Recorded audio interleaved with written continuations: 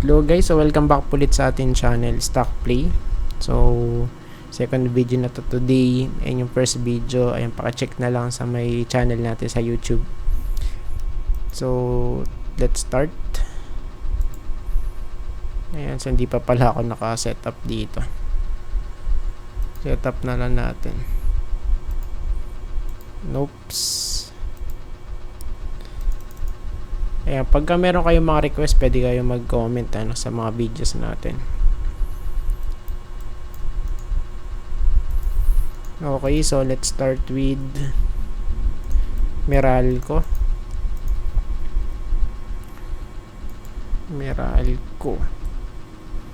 So, ayan, for this one, check natin dito sa weekly. Okay. Yung support na to nasa 346, malapit sa may green box dito guys. Okay, so it means pwede pa tong mag-dip. Yan, no? And at the same time, kung i-check natin sa sa weekly chart, okay, pababa yung RSI, bearish crossover dito sa stochastic. So it means possible pa nga dito yun dun sa may loob ng green box natin. So yun po yung immediate support natin for weekly chart. And sa daily, tingnan natin 200 day, at kasi dito nag-flip na siya so retest, and tingnan natin. Pagka nag-retest dito, malapit sa 367, ayan, sa may 200 day moving average. Kung makakapanik, pwede mag-rally as high as 387 to 390. Ayan, basta malapit sa box. So, dyan guys, ang natin, pinaka-resistance natin for MER. Check natin. Ayan, no? So, overall, ayan, pagka tinignan natin, so, this one is sideways since 2013. Okay, pa-bounce siya, Bagsak, bounce, bagsak ulit, bounce, bagsak. Okay, so pandemic level yan. Tapos recover ulit, bagsak, then bounce ulit. Ayan. So yun po yung pinaka na to, kumbaga yung pinaka trend niya, sideways. So ang pinaka confirmation natin dito para maging bullish is mag-break out kay above 395 So first, second, third, fourth, then fifth. So fifth retest, wala pa rin. So yun po yung pinaka natin dyan, pinaka indicator na magiging bullish yung MER. Pagka nag-break doon sa may 395 at least, Next, Pure Gold. Check natin to, Pure Gold. So for Pure Gold, so same pa rin yung support, ayan, sa 22.8, ayan, sa may green box. Then yung resistance sa 26.75. So still the same pa rin, and still bearish kung titignan natin yung mismong trend niya. Lower low, then lower high. Okay, then then dito is same din, ayan, sa RSI nya still weak yung kanyang itsura, ayan. Then sa daily, so for now bearish to. So bearish crossover, stochastic sa daily. Then sa ating RSI, nakabaloktot pababa,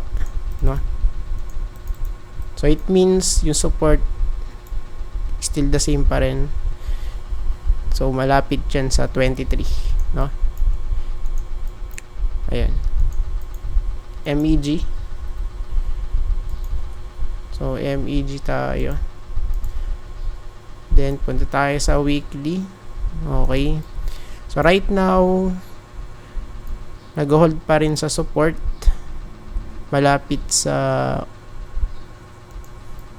1.8 and right now nasa 1.84 siya. Pero still no breakout guys. Ayan, no. Ayan, so meron tayo ditong resistance sa diagonal and as well sa may horizontal, no? Ayan.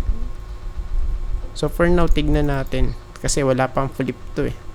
So magiging bullish to okay pagka nakapanik dito sa may resistance natin sa horizontal.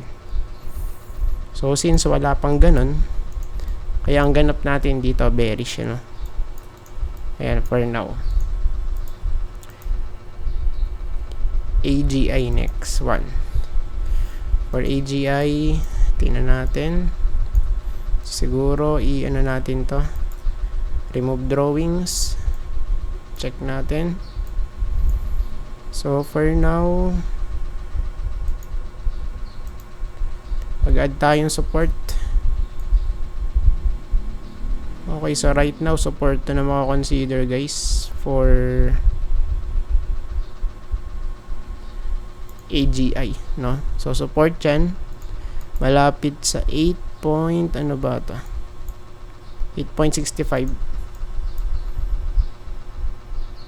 Then kung hindi mag-hold dyan, of course meron tayo ditong isa pang support na nakikita. 7.67 guys, no? So for now, ito yung trend nya. Okay. For me, hindi pa siya stable. Ayan, so medyo ano to. Medyo lagging yung chart nya, no, compared dun sa iba. Ayan, sa ibang mga blue chips. So for now, bearish. Ayan. So let's wait mo ng ano dito malaglag sa may ano next support 7 point, ano sabi natin kanina, 7.6 malapit doon, ano. Next one, so meron tayo dyan ICT. Let's check this one for ICT. Uy, okay, wala pa rin kapaguran to, no. So possible still mag-ano pa rin tayo dito. Mag-extend pa rin tayo upside. And kasi kung i-ano natin, check natin sa weekly chart, oversold na yung kanya stochastic. Ayan, so possible mag-bullish crossover to. It means, so pwede pa. Ayan, so pwede pa to, no? Okay, pwede pa mag-rally. Ayan.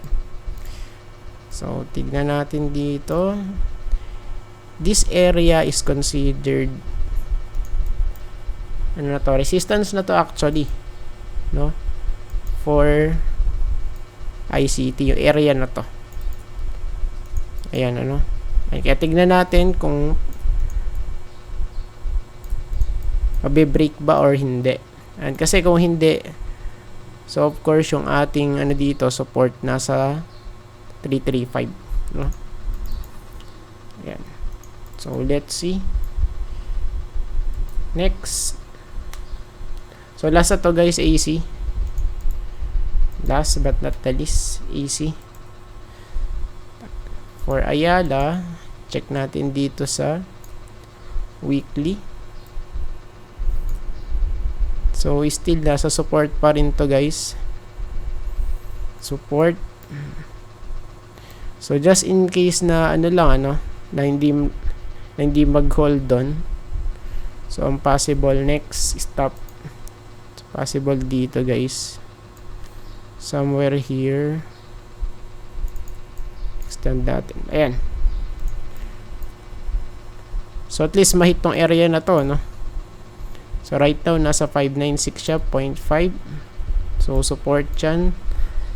Pagka di nag-hold, ayan, sa 507 tayo. 507 kasi ano eh. Okay, pa downtrend to, no? Since 2000 ano ba to? 17 bear months, no? And kaya still may chance pa rin na malaglag to. Ayan, sa may pandemic level niya, ito yun, no? Dito sa area na to, no? Ayan. So for now, for AC, for me, bearish. Bakit? Kasi yun nga. So pa downtrend pa rin siya, no? Ayan. So hanggat walang breakout at hindi makapanik sa 737, still bearish pa rin to for me. Ayan. So I think tapos na po tayo guys, at maraming salamat po sa panonood, and see you po sa next video. Bye bye and God bless.